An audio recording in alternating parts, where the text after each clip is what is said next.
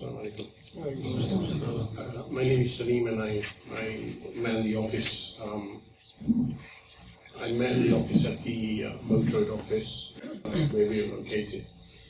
Before I begin, Mashallah Sulman has covered most of the giving you a snapshot of the organization and the work that we do. My work is quite specific, or my talk will be quite specific, and it's mostly going to be covering funerals, inshallah.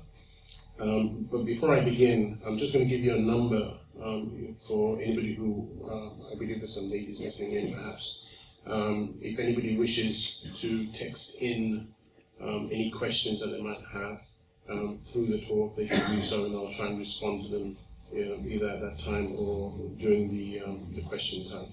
The number you need to dial is, the number you need to text to is 07833 533 490, and that phone's on the table at the moment. I'll repeat the number: 07833 533 490. Someone mentioned that 80% or just over 80% of deaths happen in one institution, one type of institution or another, usually the hospitals or hospice, something like that, which is correct. So I'll begin with that, the hospital scenario, if you want to call it that. Usually, obviously people end up in the hospital for some sort of ailment or illness. Quite often it's something that is treated and they come home, hopefully. There are other situations where the illness is quite serious and it could be terminal. And there's others where people go in for a simple thing and actually don't come back out again. So the first one, obviously, we don't need to worry about because they get treated and they go home. The second one, where it's a terminal illness and they come in and out of hospital, then it comes to a stage where they become quite serious and they remain in hospital and they spend the last few days in hospital. Whenever you find yourself in that kind of situation, it's very important that you take advice about what to do and what you shouldn't be doing. And it's at that time that I urge people to call us. The number I gave out earlier is my number. It never goes off, but it's answered between certain times. Obviously, very late at night it becomes difficult. But usually people can get in touch with me on that number or get in touch with somebody on that number. There's also an on-call out-of-hours number which you'll find advertised on our website. Quite often that is, well, it is manned all the time, except between the hours of 10 p.m. and 7 a.m. Where you may find that you may be pushed over to an answer phone. If you do find that situation, leave a message and someone will come back to you as soon as they can. In any case, it's best to seek advice. The office can be got in touch with during normal working hours, Monday to Friday. It's not manned at the weekends, but you can call the landline number as well, which is advertised on the website, and you can seek advice. The advice you would need to seek would usually be what you should be doing as an immediate family member who's expecting somebody to pass away shortly. And the advice I normally give to family members is that they liaise very closely with the hospital staff. It's important to communicate with the hospital staff, find out what's going on with their loved one as well in terms of treatment and what safeguards they may be providing if that person passes away. The reason why we maintain communication with the hospital staff is that they need to issue a very important document, and someone mentioned it, and it's the medical cause of death certificate. It's usually referred to as an MCCD. The medical cause of death certificate is a document you would need to take to the registrar to get the death registered and to obtain a second document which is called the burial order. The first document, when it's issued, the medical cause of death certificate, gives the family, the community, the legal entitlement to take possession of the body from that institution. So you can take the body away from the hospital environment or the hospice environment. You can take it back to your own mosque, community organization, or wherever the bathing facility is. You can give it ghusl, you can place, dress the coffin and so forth. But that's all you can do. You can't do anything more than that. The burial needs to be done, but it can only be done after the second document is issued, which was the burial order from the Registrar Service. So to start the process, you need to get hold of the medical cause of death certificate. In the hospital environment, it's usually, or it's almost always given to you by the doctors treating your loved one. Now, the doctors that are treating your loved one are not there 7 days a week. They're there Monday to Friday, or they work shifts. So it's important to communicate with the nursing staff or the doctors that are treating your loved one to find out exactly when they come on shift and they go off shift. Because if they go off shift and you've got temporary doctors coming in looking after them, they're not in a position to issue a death certificate. Okay? The consulting doctors are the only ones, or the ones who are actually treating your loved ones. They're the ones in a position legally entitled to issue a death certificate. So you need to know as a family, or whoever is looking after the person who is ill, when those doctors are accessible, when they're not accessible. The most difficult times we have are weekends, because most of the working doctors work Monday to Friday and they go off shift on a weekend. Monday to Friday, when they go off shift, it's not a problem because they go home in the evening, they come back the next morning. If it's a weekend approaching, then you'll find that the doctors go off shift on Friday about 8 p.m. when they do the handover, and then they don't come back until the next Monday, which will be the working day. Now, if you find yourself in a position where you've got somebody who passes away at the weekend and the doctors are not available, the hospital will do what they can through the duty manager to contact the doctor, but there's no guarantee. So it's always best to make safeguards in advance. And try and speak to the doctors to say, look, if you go off shift, can you please ensure that you leave your contact details or you're accessible, so that the duty manager from the hospital can contact you so that you can issue a death certificate.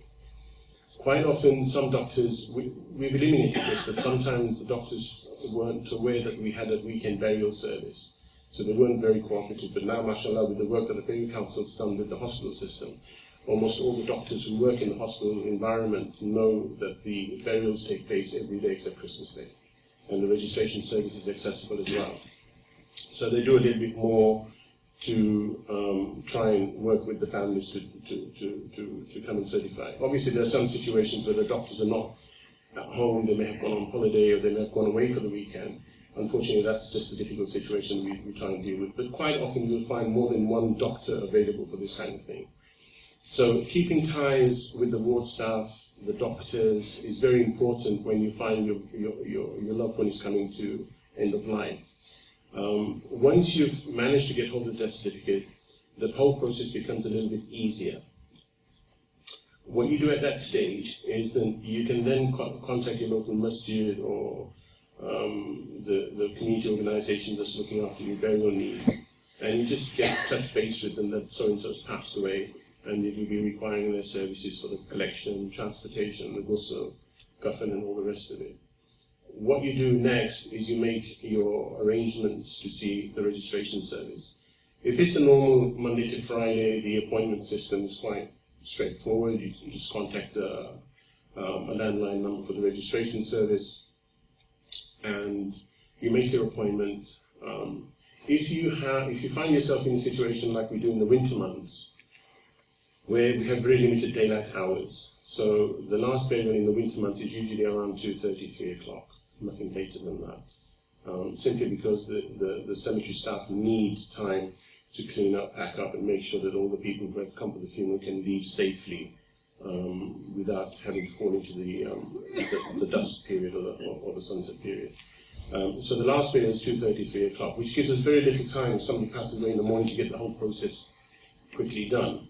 So what we've done is, working with the local authority and the registration service, is if you find yourself in a situation where you've managed to get hold of your death certificate late at night or in the evening, and you've got your death certificate first thing in the morning, but you might not have enough time to get to the burial stage, you can walk in to the registration service without an appointment.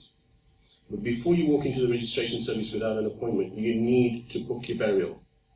So what you need to do is either contact the burial council or the Bureau of Cemetery and say, look, have you got a slot free for, say, for example, 2:30 in the afternoon? They will confirm yes or no. If they do, just book it and ask them to please send an email to the registration service accordingly.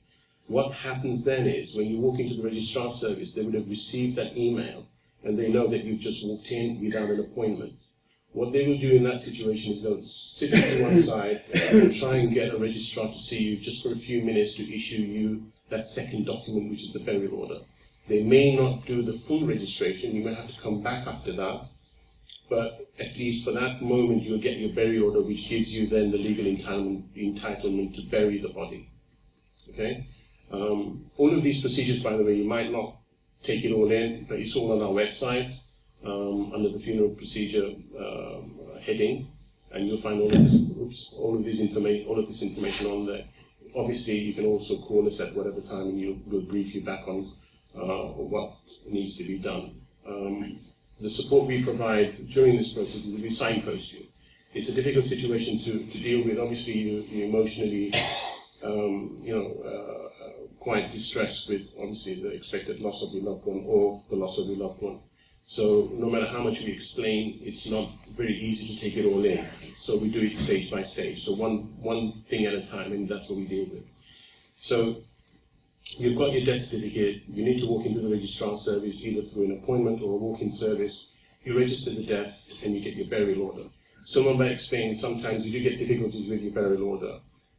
The registration, the sealed medical cause of death certificate that the hospital gave you may be incorrectly filled. This is not just the hospital who does this. Sometimes the GPs do this as well. They may be inexperienced, or they rush it, or they perhaps put an inappropriate cause of death. It could be a number of things. Either way, if the registrar rejects your medical cause of death certificate, you're back to square one, and you have to go back to the hospital or the GP to get it rectified. On some occasions, the registrar, while you're sitting in the waiting room, may call the hospital for you or the GP if it's a minor error, and they'll clarify that error with the GP and rectify the death certificate. If it's rejected, they will retain the death certificate. They will not give it back to you. You will need to go back to the hospital or the GP surgery to get a new certificate. Okay? Sometimes there's also involvement through the coroner. The registrar may ring the coroner and say, look, I'm not too sure about this cause of death. They'll then talk it out, and then if it's okay, the coroner will authorize the registrar to issue a burial order, or if it's a difficult one, they may reject it and say, I'm sorry, you're going to have to go back. Either way, we're at the registrar, we managed to get the burial order. Once you've got your burial order, you've already booked in your burial, if you remember, before you got to the registrar service. So now it's just a matter of taking that form, the burial order, to either Bureau Cemeteries Department, which is based off Groby Road at Bureau Cemetery, or you come to the MBCOL office with the burial order and we'll complete the rest of the process. After that point, everything should go according to plan. In between the issuing of the death certificate and the obtaining of the burial order, obviously with the death certificate you can take possession of the body, so I'm sure people will use the initiative and start making arrangements to have the body collected from the hospital and brought to any ghusl or bathing facility for the body to be prepared for burial.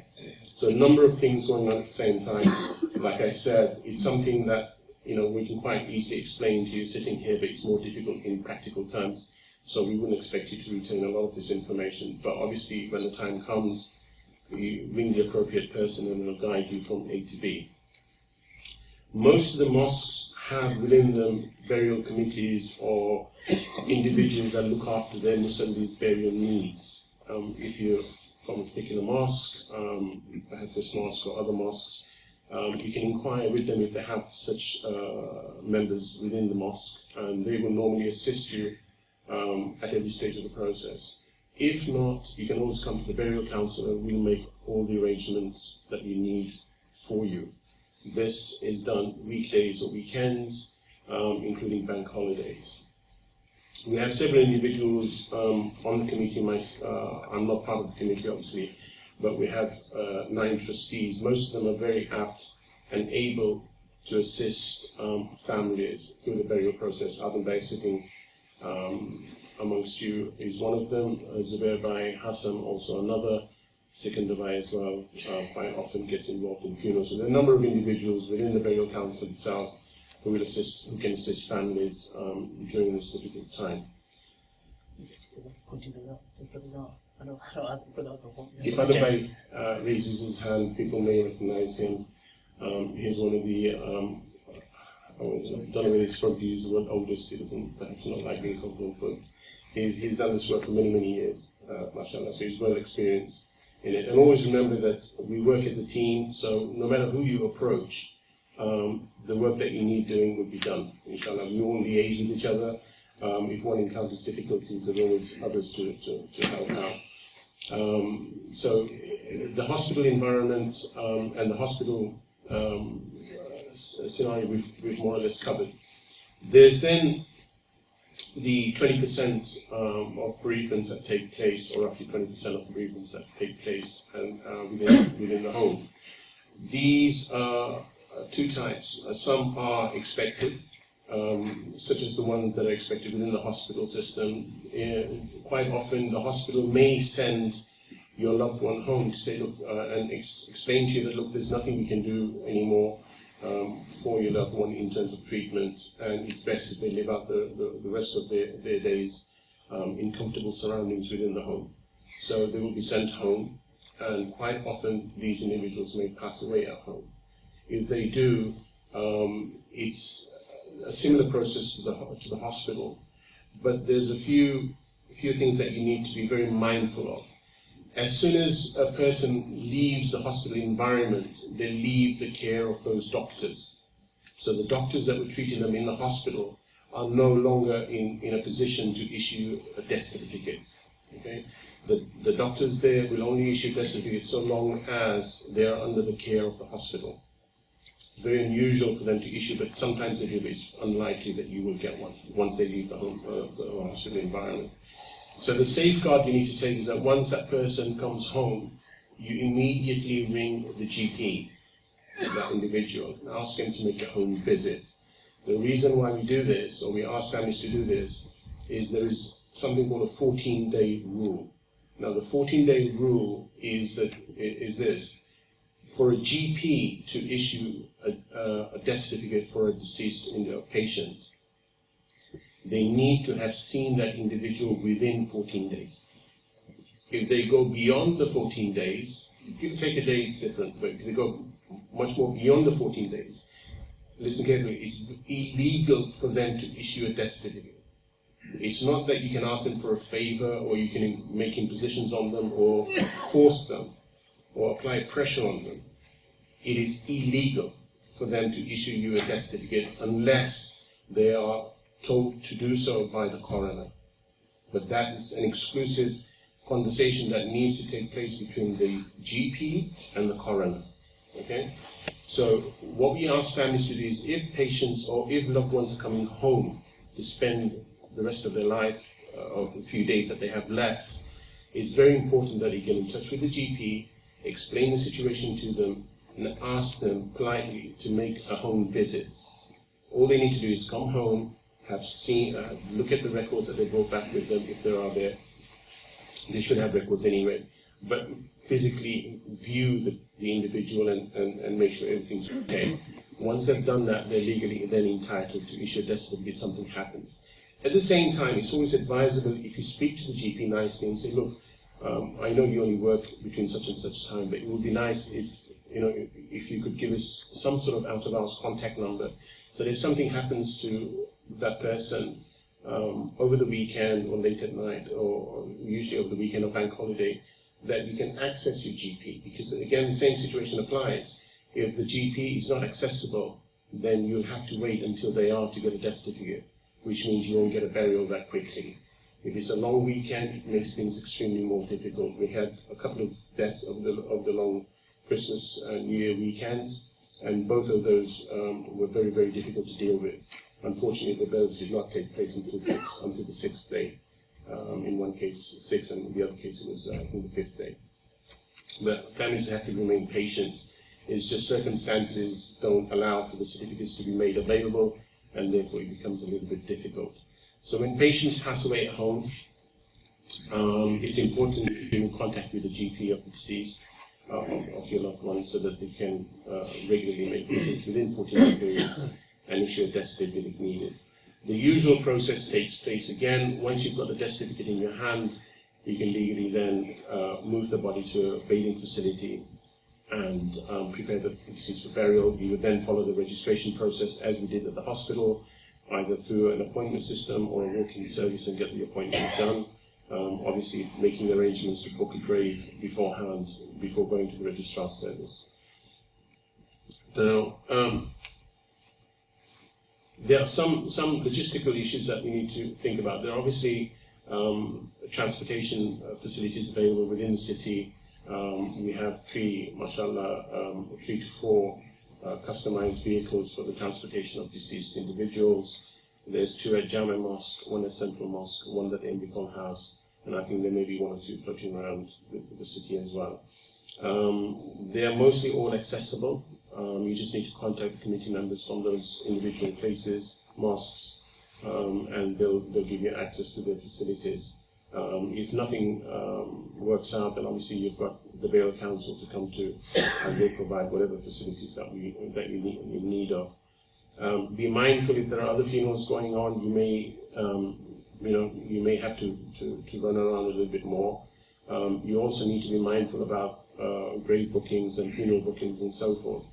As Umar explained, we can't always get funeral bookings to the time that we want, and sometimes it's important to contact the Bureau of Cemeteries Department or the Burial Council quite early to say, look, I would like to make arrangements for a grave and pencil one in. It's one of those things that becomes quite difficult to deal with. Someone explained that it's easier if one person is appointed from the family to make all the necessary arrangements. Otherwise, you'll end up confusing the whole situation, because a number of people are doing the same task. Obviously, it makes a mess of the whole thing.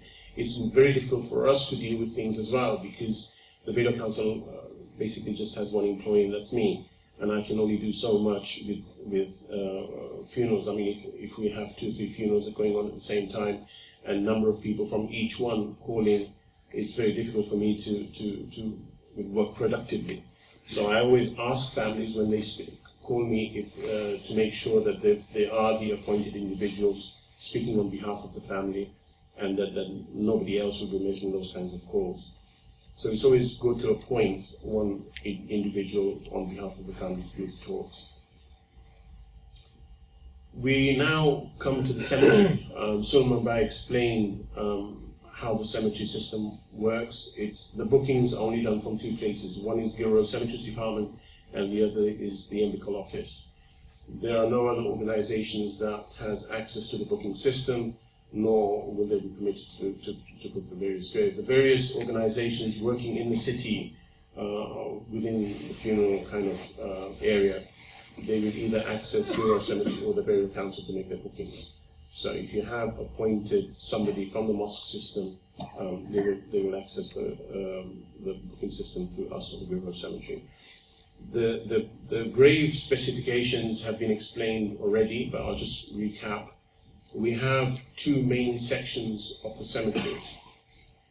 We have what's called the traditional section, and it's not traditional in the Islamic sense, it's traditional in the English sense. And we have the lawn section. Traditional section is, as Sulman explained, is a grave that has an allowance to put whatever you want on it. You can have a headstone, you can have curb sets, which is the edging that goes around. You can put granite slabs right the way across it. You can put plants, shrubs, basically whatever you wish, but you pay a premium for that.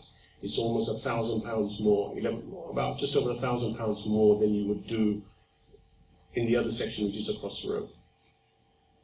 The lawn section, which is the most commonly used section in the new area of the cemetery, has only an allowance for a headstone to be mounted if you opt for one. Okay? Nothing else can be put there. You can put a little plant, but that has to grow. That should not grow more than 30 centimeters tall. So if you decide to put a plant or something there on the grave, make sure it's one of those that grows very slowly and doesn't get very oversized. We do have 2 depths that we go to. Somebody explained that we have what we call family plots or the double depth plot. As standard, all the graves in the traditional and the lawn section, if they are to be buried in a coffin, if the person is buried to be buried in a coffin, will be dug at double depth. Now, that doesn't mean that you have to have 2 burials. Some families wish only for 1 single burial in a plot. That's fine. So, regardless of your preference, the grave will be dug at double depth. There may be an occasion where they may not dig a grave at double depth, and that's usually because the grave that they were digging has collapsed for whatever reason, and time doesn't allow them to dig a second grave at double depth, because obviously it takes longer. So what they will do is abandon the grave that collapsed, move to a secondary plot, and if time doesn't allow, they will only dig that plot to a single depth, and then have your coffin burial there. If you have opted for a sunnah burial, or burial in a timber set, then those graves only dug at single depth. But you'll be notified of this when you make your application. Obviously, you need to inform either us or Gill Road Cemetery which option you wish, either a coffin or timber set. If you opt for a timber set, there will be a fee of £60 currently, which will be charged for, and that's to provide the timbers that will be placed in the grave when burial takes place. So we have that. We have the use of the chapel, the janazah that we use for Salat al-Janazah and so on. There are a few things that we've been doing recently in relation to health and safety. If some of you have attended janazahs there recently, and if I was present, I would have normally asked people to give me a few minutes before Salat al-Janazah takes place, and that's usually to inform the congregation, if there is a good congregation or a large congregation, not to rush and hurry to pick up the janazah as soon as the Salat al-Janazah is finished. And the reason for that is it gives people time to vacate the premises and make their way outside. What used to happen was that as soon as Salat al-Janazah was finished, the mayyit would be lifted and it would be making its way out of the door where there would be a button. So that causes sometimes health and safety issues. People have been slightly hurt in the past. So to avoid any serious kind of difficulties, what we've started to do is ask people to be a little bit patient when Salat al-Janazah after Salat al-Janazah takes place, and wait until the bottleneck has reduced before moving the janazah out of the hall. So it's one of those things. It's also under development at the moment, so there'll be some, as someone explained, there'll be some work being done at the janazah to expand the facilities a little bit, because obviously the Muslim community is growing, mashallah. So there's more and more people attending janazahs as well, so for that reason. But if you keep an eye on our website, inshallah, you'll see progress as and when the work starts, inshallah. I've probably not covered everything. I'm sure some of you are making some notes. I'm sure there'll be some bits and pieces that I've slipped up on. But we'll cover those, inshallah. When we have an opportunity, shortly we'll take questions and answers. And I'm sure, I saw the phone go off a couple of times, so I'm sure there's a couple of questions that have come in. So maybe the questions and answers will pick up on the bits that I've not covered, inshallah. One issue, Salim did mention the two types of graves, and why we mentioned it twice is one of the most difficult issues that we are faced with always is families feel that they've chosen the wrong one or their advice hasn't been given. Hence, there's one person who is allocated by or nominated by the family to attend to this must be fully aware whether they want the lawn grave or the traditional grave. Because if the individual comes to the office and registers one or the other, and the family members are not sure about it because the person made the choice themselves as opposed to referring to the family, then this is where some of the confusion arises. There's also this issue about temporary signage. Sometimes people put a wall or a little number plate or something, that's a temporary sign, and that will be removed by the local authorities within a year. So we must be careful. It's not that permanent, it's there as a temporary sign, and temporary signs are the only ones that are permitted. The other issue that is slightly different, but I'll just touch on it very quickly because it may not relate to us directly, is the issues about people repatriating their bodies abroad. MBCOL does not get involved in that because our job is to facilitate an early burial. But for people that repatriate their bodies abroad, you need to be aware of some things. One of the things they need to be aware of is, of course, the delay it would cause, the cost implication, but more importantly, there is cases where blood is removed from the body and embalming liquid is pumped into the body for preservation of the body.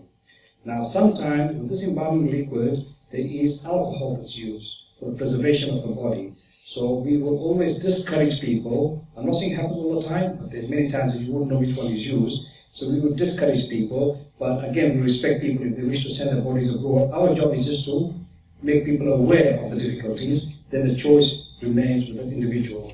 There's also another issue that people may have noticed within the cemetery, that it gets rather waterlogged. And the reason for that waterlog and the rise of the water table is there are two places. One is people are aware of St. Breeze, which is out on Mountain Road, the new one, the one opposite, that's a floodplain.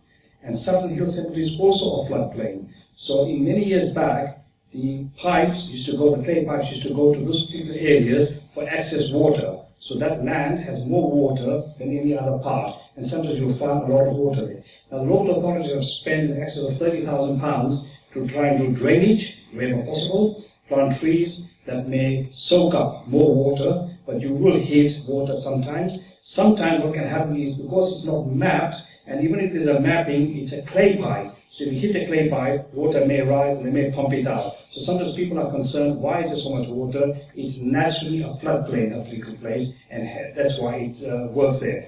The other issue that we also are working on, which may not relate to us directly, but how Muslims need to get involved with some of these issues, is that there is a national resilience force that sits in the United Kingdom, and its work is done through Leicester in the event of mass fatalities that take place.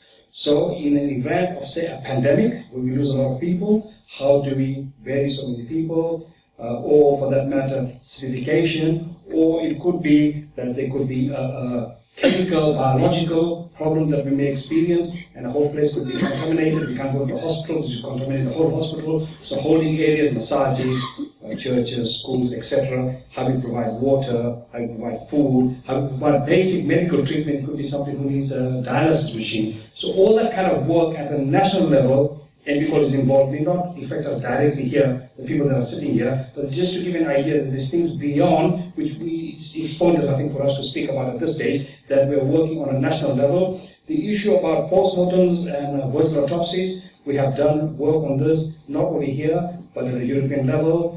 There's places far as away as Australia, Canada, South Africa that we have discussed this issue, but that has more to do with the medical science that follows with it, and why I said when I started from the beginning that we are in a unique position, because what rules and regulations governing this country may eventually roll off to other Commonwealth countries and inshallah become good practice elsewhere. So we have a responsibility as well further afield. And I think I'm aware of time, unless you have something that we take some of the, have we had any questions? I've got some text messages. Before I cover that, there was one topic I didn't cover. And there's one topic that I didn't cover, and that was infant deaths. We've spoken about adult deaths, but the infant deaths are less common as well. We have roughly 30 to 40 infant deaths a year within the Muslim community. These are fetuses, stillbirths, and very young babies as well. It's a very, very difficult situation for the families to deal with infant deaths. It takes a lot of time, effort, and to be dealt with sensitivity. Just to give you a brief, I don't want to go into too much detail, but just to give you a brief insight into infant deaths. A child is legally categorized as a child when it approaches and passes the 24th week of gestation. That's within Sharia as well. It's more or less around the 24 weeks, as far as I'm aware. But legally, the child is regarded technically, legally, as a child when it reaches 24 weeks. What does that mean? That means that once a child has passed away at 24 weeks or beyond 24 weeks, all the legalities of an adult also apply. So you would need to register the death, you would need to follow all the processes that we would follow for an adult, and everything would be done according to that. If the child passes, if the child passes away in the womb before the 24th week, it's all the formalities don't apply. So all we really need to do is to collect the baby from the hospital, and obviously we can go through the bathing, informal bathing and so forth, shrouding and then burial. So the threshold is the 24th week of pregnancy. Beyond 24 weeks, the legalities apply. If it's under 24 weeks, no formalities apply. The burial process is very swift. We have a specific section in the cemetery which we call common ground. Common ground, before what we used to have is individual children's grave for even stillbirths and small fetuses, which would be a 3-foot grave for a child which is no bigger than the palm of my hand.